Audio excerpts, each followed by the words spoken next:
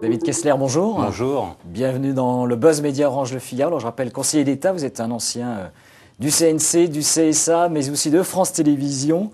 Également, vous avez également dirigé la station de radio du groupe public Radio France, France Culture, avant de rejoindre le maire de Paris comme conseiller, notamment en charge des questions de culture et d'éducation. Et depuis quelques jours, je crois même que depuis 48 heures, vous êtes le nouveau patron directeur général des Inrecuptibles. Et pour évoquer cette actualité du magazine, je vous propose de découvrir le chiffre du jour.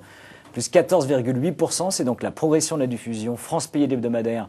Les Inrecuptibles en 2010 à 41 116 exemplaires, pour être précis, selon l'OJD. Est-ce que depuis cette date, depuis l'année 2010, la nouvelle formule a encore progressé depuis le début de l'année 2011? Alors les choses se sont on aimerait bien que ça progresse avec cette vitesse. Les choses se sont à peu près stabilisées maintenant sur ce chiffre, mais notre objectif c'est de continuer à le faire progresser. Oui.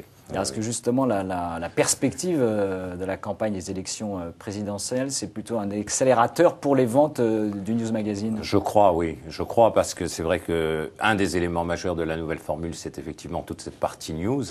Et cette partie politique, et on sait que pour la presse en général, un élément il y a un effet booster de la campagne présidentielle. Donc je pense qu'effectivement, on devrait pouvoir y arriver, oui. Et vous fixez un objectif de diffusion en particulier ou on se fixe toujours des objectifs. Donc c'est vrai que si on pouvait augmenter encore et par exemple arriver on vend un peu plus de 20 000, arriver à vendre 30 000, ce serait formidable. Alors vous avez été recruté par Mathieu Pigasse, qui est le nouveau propriétaire des Inroc, des éditions indépendantes, qui est la société éditrice de l'hebdomadaire. Quelle est la feuille de route qu'il vous a confiée? La feuille de route, c'est à la fois de développer le journal, donc d'essayer comme je le disais tout à l'heure, de progresser, et puis de réfléchir à des développements aussi éventuellement hors médias. Alors c'est vrai que... Vous faites déjà des choses d'ailleurs dans la musique.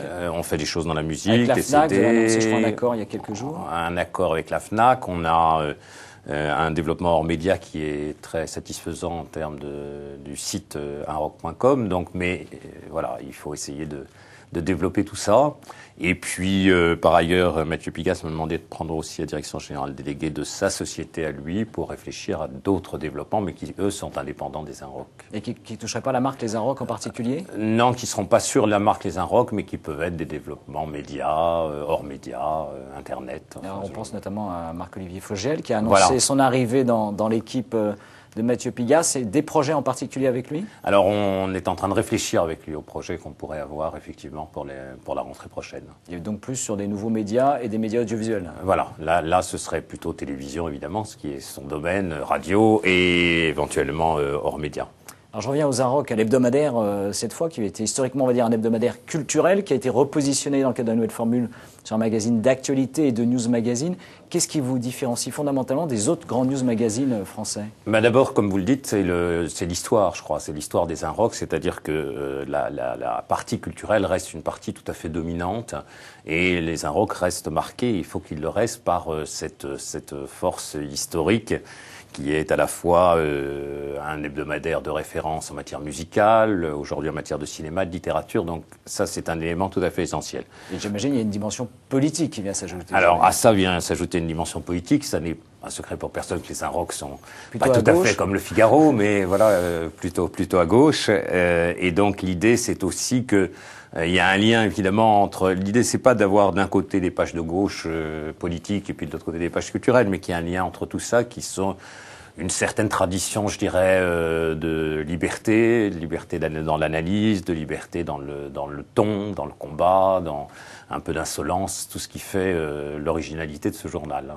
Alors, le journal, on a vu mobiliser un certain nombre d'investissements, on voit régulièrement d'ailleurs des campagnes en dos de kiosque, donc une marque très, très présente. Est-ce que la santé financière aujourd'hui du groupe Les Inroc est bonne ou pas? Oui, la santé financière est bonne. Alors c'est vrai qu'il y a eu beaucoup d'investissements, notamment pour le lancement, pour maintenir effectivement le buzz autour du journal. Et donc ces investissements, il va falloir les rentabiliser.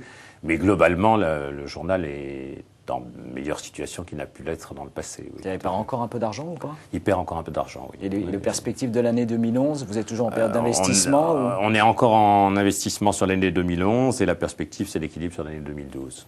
D'accord. Et avec un chiffre d'affaires qui est de quel ordre aujourd'hui? Alors là, c'est une colle. C'est une colle, absolument. Je vous rappelle, dans 48 heures, je vous dirais ça, oui. Après avoir pris vos fonctions exactement, oui. officielles. Juste un mot sur les nouveaux médias. Là, on voit l'arrivée du numérique sur les tablettes, le mobile, les smartphones. Est-ce que pour vous, qui connaissez bien les autres médias audiovisuels, est-ce que c'est la première fois que vous travaillez dans la presse, vous le voyez réellement comme une opportunité de développement? Je crois qu'il y a des opportunités de développement. En même temps, évidemment, pour l'instant, c'est surtout des coûts.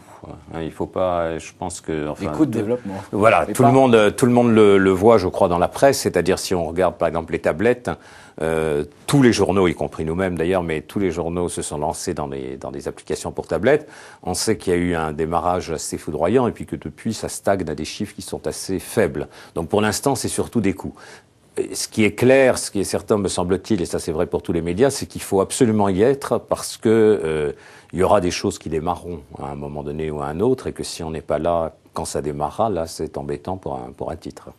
Eh bien David Cassière, merci d'être venu dans le Buzz Média et surtout bon vent donc pour ces nouvelles fonctions. Et nous nous retrouvons dès demain avec un nouvel invité. Merci encore et très bonne journée. Merci.